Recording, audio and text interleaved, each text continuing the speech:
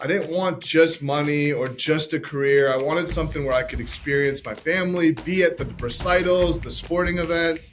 And I just remember I had to stand up, I had to go down to the gym, and I had to work out and get all that anxiety out of me and everything else.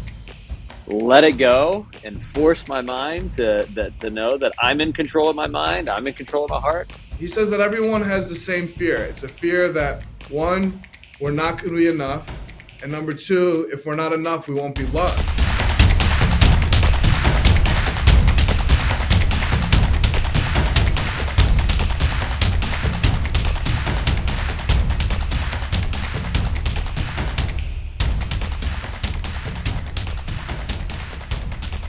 All right. Hey, guys, happy Friday. I know we have some people today in the audience that are watching live our recording of the Clear channel, KLEAR channel on YouTube. Madhav, you may not know this, and thanks for jumping on today. I'll do your intro here in a second. We're actually taking this YouTube channel, and we're turning into a podcast right now also. So we're going to be launching Spotify and a few other podcast locations. You know, we're over 100 videos on the Clear channel today of entrepreneurs, business owners, successful people in different walks of life. And, today's going to be no different story. So thank you for everyone jumping on live. If you do watch us on YouTube, we appreciate it. Like the videos and share them if you can. But first of all, Madhav, thanks for jumping on today, buddy. Happy Friday. I am excited. I'm a big fan of the Lear channel, and I'm excited to join you guys. Thank you so much. So Madhav, let's just start here. So describe yourself in one word. Describe myself in one word. You know what, Ken? I think learner or student would be a better word. I think that I'm a big student of Tony Robbins.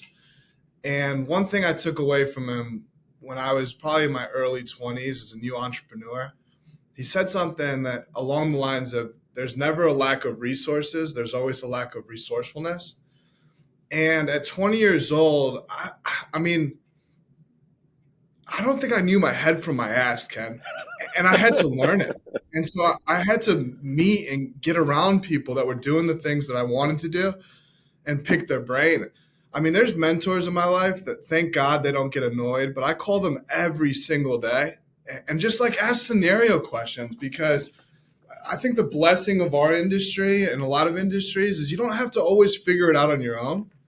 And so I've used people like you as resources to walk through scenarios.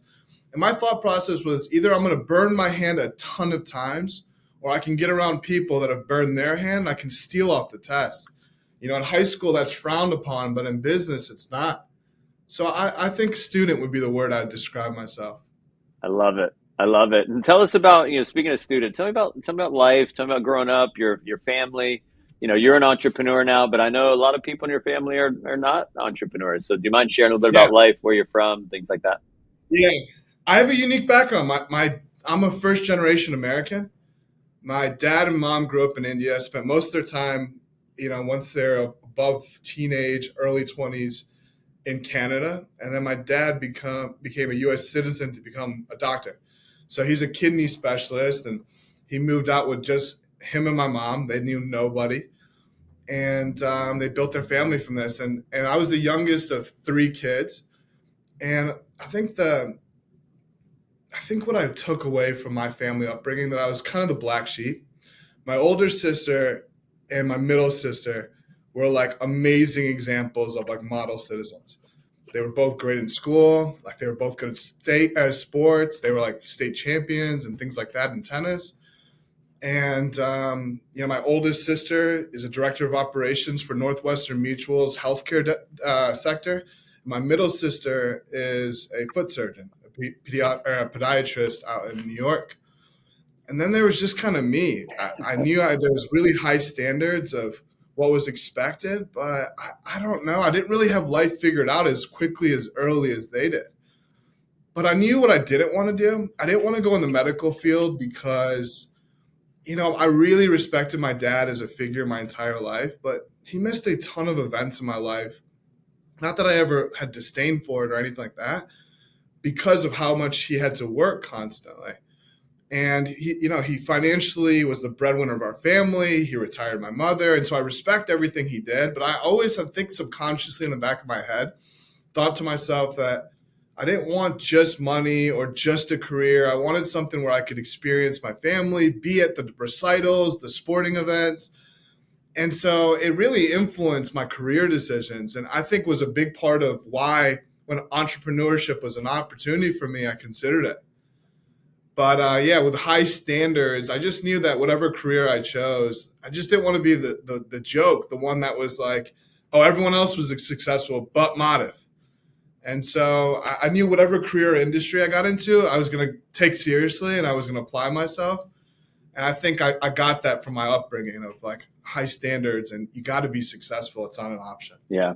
It's interesting you say that about your siblings. I'm the youngest of two brothers, and my older brother would come home from college at Penn State, and he, again, similar thing. He was a state champion in soccer, and he got a scholarship to play in college, and so hence why I wanted to kind of live up to that standard. But to even playing ping pong in the backyard or in our we would play ping pong, and if he lost, and whoever lost, and typically I lost because he played a lot of ping pong in college, he would make me take off my shirt and he'd ping with the ball, right? He'd be like, and he'd look at me like, we play to win. We don't just play the game just to play. Right. And I would have welts on my back. I'd walk in and my mom and dad would be cooking like steak or whatever. Like, Kenny, why do you have like marks all over your back? And Jeffrey would just be, he lost. I'm teaching him not to be a loser, Mom. Funny enough, we did that with tennis, Ken. Did you? Yeah, we did that with Kenneth. And I remember the only time young, I think I tried to rip a ball at my sister. And I remember my dad waiting for me when I got home that day. It's like, don't do that to you. Oh, man. So okay. So your family, in the medical field, your older sisters, had their own careers, and you're starting off in sales. I can only imagine what they said to you. Like, what are you doing? Like, what's going on? Right? Yeah. You know what? My dad really, and if my parents see this, I hope that they know that this comes with a sincere amount of love. But my dad was always very supportive. My mom was very much like, what are you doing in sales? You're college educated. You have an amazing resume. I got good grades in college. I had internships. I had job experience. So I felt like I could kind of go in whatever avenue that I set my heart to. And when I started in sales, there was a lot of like kind of awe, like, what are you doing? And that actually kind of hurt my confidence a little bit at first. It made me second guess myself or, ask myself, should I be doing this? Is this for me? And it was for a large part of my career. I remember actually moving into management. Ken, this is a real story. Calling my mom on the way home. Like I was in the sales field. I was driving home, so excited. Like I just got promoted. Like my life's on the right trajectory. I'm going to make it. And my mom, and she didn't say this to like hurt me, but she was trying to protect her cub.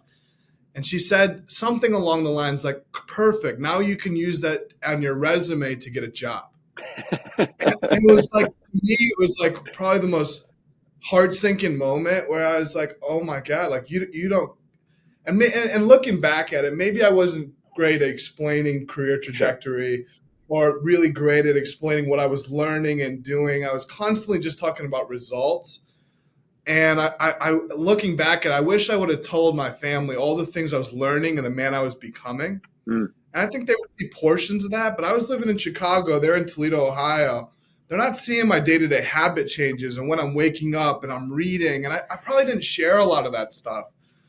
And I think that would have changed a lot. I think if they would have seen the man I was becoming through the business I was in, I think they would have had a lot more initial respect for the role I had. It wasn't really about retail sales. It was really about the development of me. Sure. And that clicked a lot faster for me than it did my mom. And honestly, I had a pretty cool moment, and I don't mean to bring up money to be egotistical, but my first year in business, I saved personally $100,000. And my mom would give me slack about our industry, and I have a Fifth Third bank account.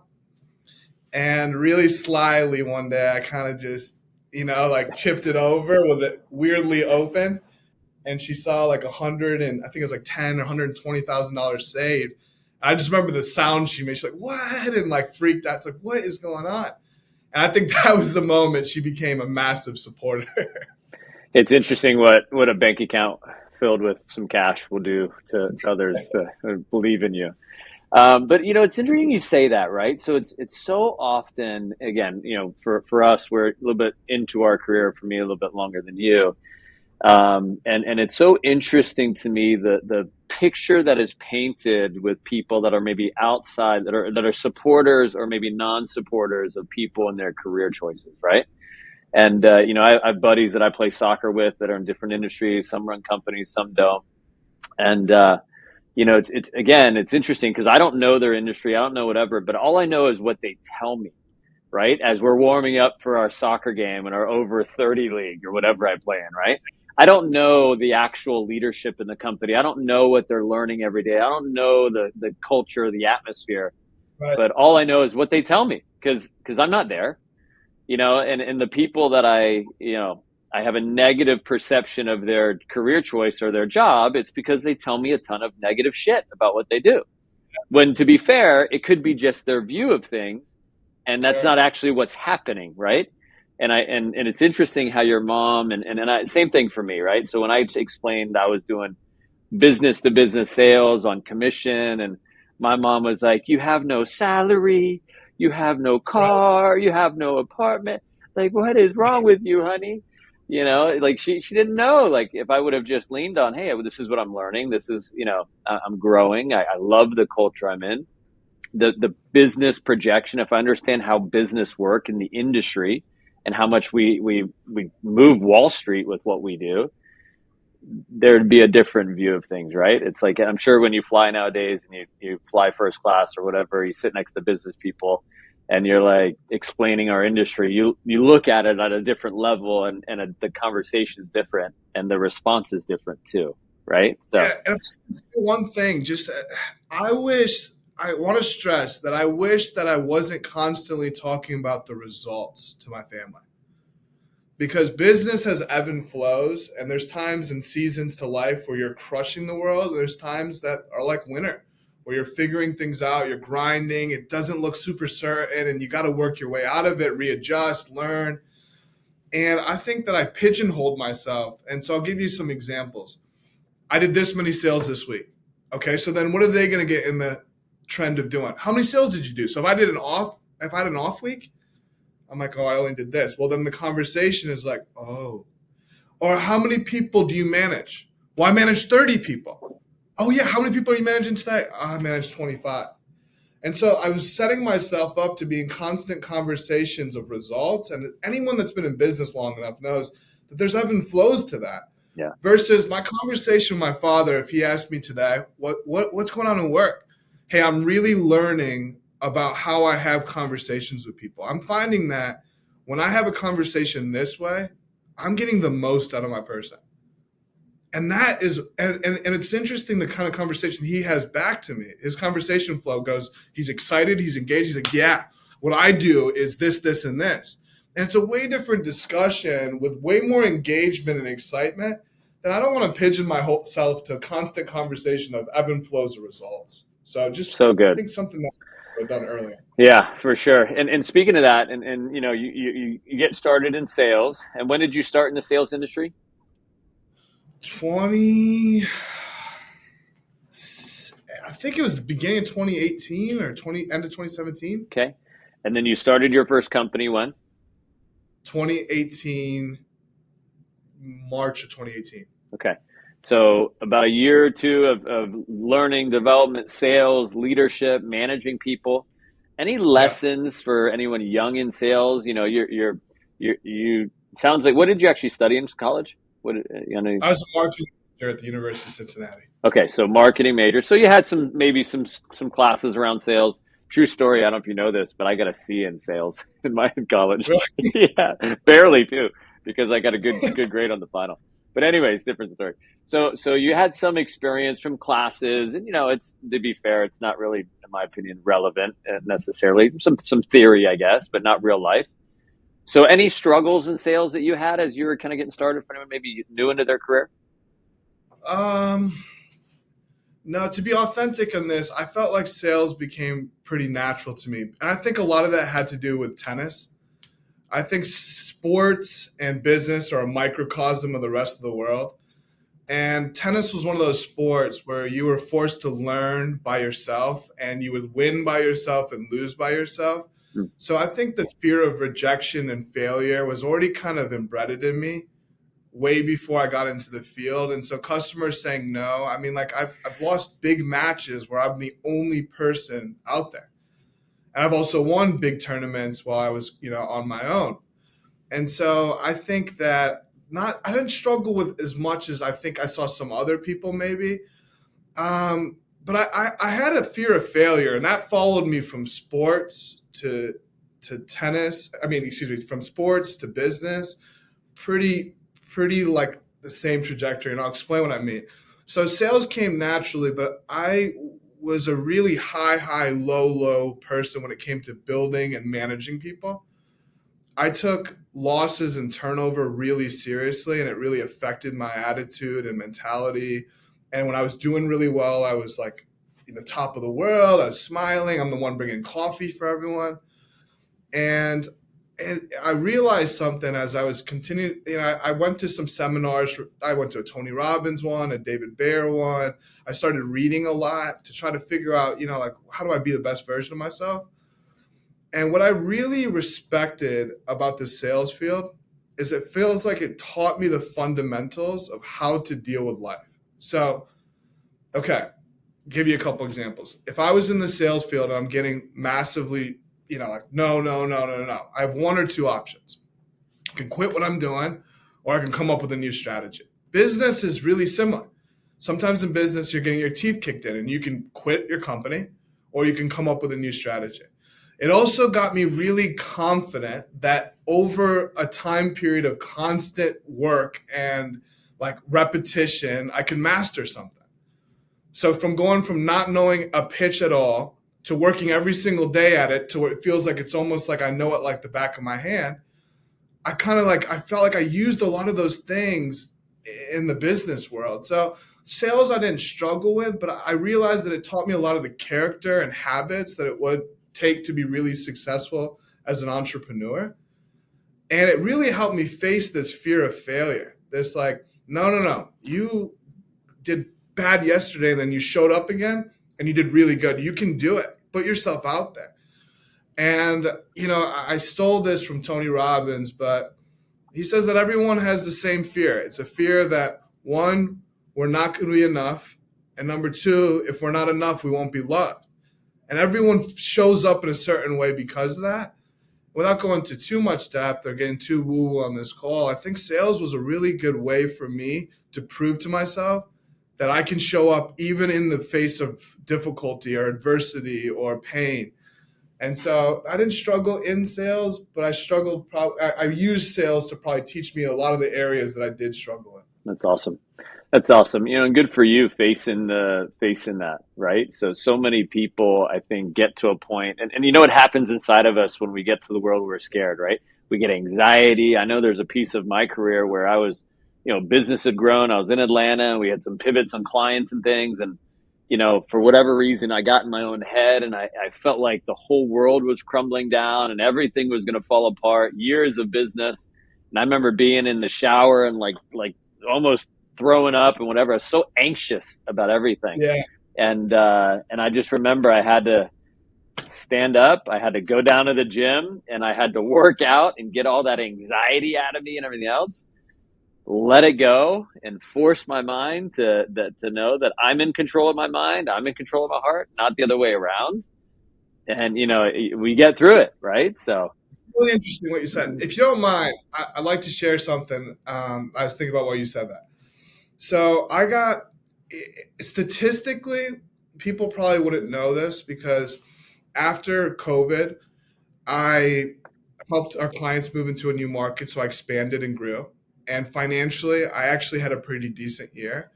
But I think undercover, unless you were a coach that worked with me really regularly, I almost completely lost my confidence in running a company. and it was actually a really low.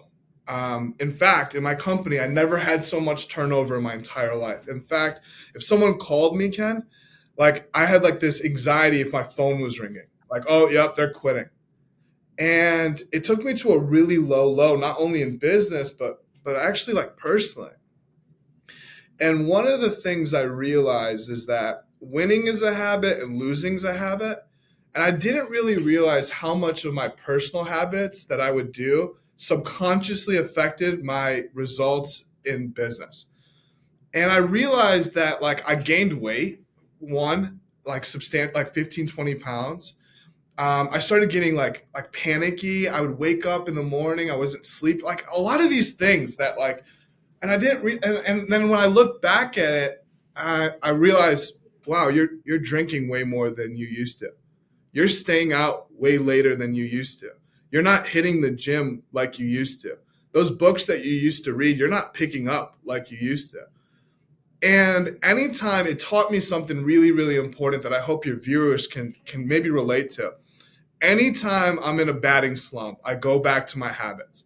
And it's all my personal habits that get me back to the mindset of winning. So like if I have a bad business week, which happens, I go like my routine in the morning matters way more. How I sleep matters way more. My like doing the little things right that just create so and the quote I'll kind of give you was, I don't know who I'm stealing this off of, but I heard it and it stuck. Someone said something along the lines that I don't need daily affirmations to remind me that I am who I said I am. I've got a stat sheet of daily results that show that. Something along those lines, and that stuck with me. It's like I could spend all the time trying to convince myself I am this person, or I could have a record book going, I am who I said I am. And that creates confidence. And so in the midst of results going up and down, when you have this walk to yourself, because you're like, you know what? I already have this momentum built. I've worked out. I got to the gym. I'm reading. I've already 10 pages in. I've done my audiobook. I planned myself. Like I get back into the routine of winning. And statistically, business-wise, a lot of people saw my performance jump way back to where it used to be. And, and so I think that that's an important lesson for hopefully anyone Huge. to take that's in the seasons. Huge. I love it. I love it. There's in years of coaching people and obviously just looking at myself and being an entrepreneur, it's as the CEO of your life first, and then the CEO of a company second. Your decisions you make as the CEO of your life will absolutely impact your company. And so, starting at the core of the human is by far the place to start. Yeah, face the mirror is the quote I heard. Face the mirror. Yeah, love it. So tell me now. So business is rocking and rolling. Obviously, I know you're shared with me. I mean, your business did 50,000 in revenue last week from what we were just talking about, and an email you sent me. So you've had some big strides, and you've run $1 million companies and everything else, and we all go through things, right? So that the neat thing is, yeah, you may have been on a low confidence inside, whatever, but you stuck to your guns, you kept moving. And my question is like, why keep battling yourself and getting back up and keep building? Like, what's your driver? Because I'm enough. I'm enough. And so I'm worth it. And so why quit on me? I think that's the game.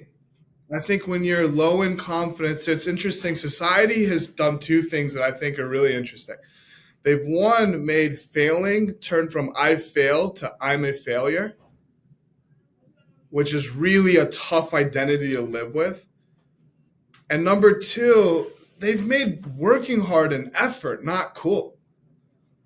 And it's funny. It's like I think about in school when you were good at a class and someone was studying really hard, you're like, damn, you got to study that hard to get an A. You'd almost like look down on them. You had to pull an all-nighter. Like, I think it's fucking cool. And failure's literally the only way that I'm going to get good at anything. And so I think that I knew these things, but it takes some really time to realize that you're enough and things will work out and you don't got to be somebody else or try to mimic somebody. You can be you and you can be great at it. You don't have to be Madhav. You don't have to be Ken. You can be the best version of you, and that will be totally enough. And I've done a ton to make sure that I realize that about myself. And when you feel that way, results don't make such a big, it doesn't change your identity. You know what I mean? And I felt like for a while there, ups and downs, I was creating that talk of I'm not failing, I'm a failure, and that's my identity. And that's not true. And so for anyone listening that's ups, downs, crushing it, whether you're crushing it or not, like there's a really good book by Carol Dwecker, I think I don't want to butcher her last name, but I was given to my mentor, Gary Polson. He told me to read it like twice, and if he's saying it twice, I'm like, I got to go do it. And it talks about growth mindset versus fixed mindset. I've been learning all sorts of ways that I've been stuck in a fixed mindset and what ways I can do to transfer into a growth mindset. And I think when you're losing, you forget the optimism of potential. And potential is really the key. So what I mean by that, to answer your question, why do I keep doing it, is because I'm going to get better at everything. It's only a matter of time. If I work at something long enough, hard enough, I'll achieve it. I just don't find any area of my life that hasn't happened. I went from losing state championships 2 years in a row to a winner the third year. And I sacrificed a lot of things to do that, in a Division I school. So if you work hard enough, long enough, it'll happen. And I have this optimism of who I can be, even if I'm not that right now. And then, like I said to you before, that track record of doing the little things creates confidence and mojo in me, where I'm not so worried about the ups and downs, because if I'm playing the infinite game, the Simon Sinek book, the long-term game, then all I got to do is not quit and I'll be fine. And I think that when you're in the midst of emotion, you forget that. Yeah, for sure. For sure. Madhav, love hearing from you, buddy. This has been awesome. Can I say just a quick plug, Ken? I really respect you. I cannot believe some of the things you've achieved at some of the hardest times in America. I was so geeked up to do this call. I'm not fanboying, maybe a little, but I really respect you, not just for what you do as a business, but it was so cool. Even your text yesterday to me is like, hey, I'll get back to you. I'm playing soccer with my 2 boys. And that's the life I'm going to live. I want to model off of some of the results you've had. And I really, you and Bruinger have been like big brothers to me. And so I really appreciate you having me on. If there's anything I can do to help support anyone in your organization, I'd love to, because I lied. I am fanboying. Well, you're funny. Well, thank you so much. I'll do this call with you every Friday if you end it like that, just so you know. All right, buddy. Well, hey, thank you so much. Hang tight, because it's going to take a second to drop the recording as I stop this. But thank you again, everyone, jumping on today. Madhav, you've been amazing. Thanks for the wealth of knowledge. I have nothing but respect for you as well. Happy Friday, everybody. Let's have a great weekend. See you guys.